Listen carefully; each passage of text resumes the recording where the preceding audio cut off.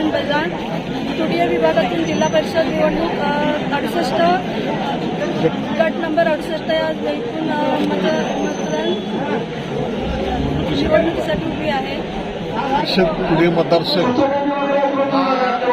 या तालुक्यातील अगदी महत्त्वाचा मतदारसंघ आहे आणि या मतदारसंघाच्या माध्यमातून शाश्वत विकास कसा करता येईल याचा आराखडा आमचे मार्गदर्शक आणि आमचे नेते आदरणीय शिवाजीभाऊ पाटील, आमचे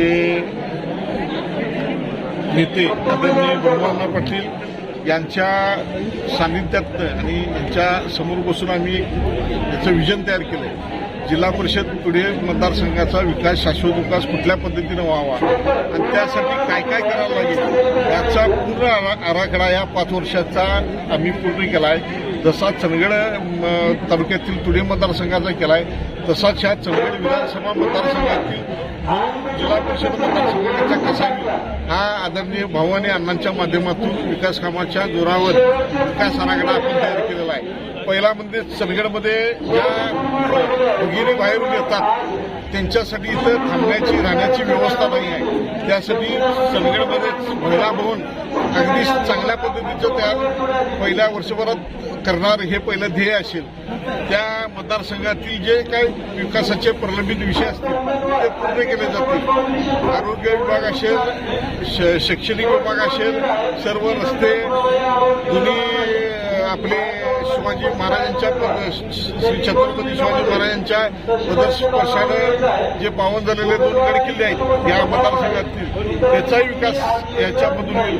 प्रत्येक गावचा विकास काम फक्त राजकारण नसेल, विकास कामाच्या जोरावर आम्ही ही निवडणूक लढवत आहोत. आम्हाला सर्व थरातून, सर्व समाजतलातून चांगला पाठिंबा आहे आणि मला माहीत आहे माझ्या 5 वर्षाच्या जिल्हा परिषदच्या कारकिर्दीमध्ये जे मी चांगलं काम आरकूर मतदारसंघात केलोय त्याचप्रमाणे ह्या मतदारसंघामध्ये पण मी निधी देण्याचं काम केलंय. त्याची मला लोक पोचपावती देतील आणि भरघोस मताधिक्यानं आम्ही ह्या पुणे मतदारसंघामधून आपली 3 निवडून देतील.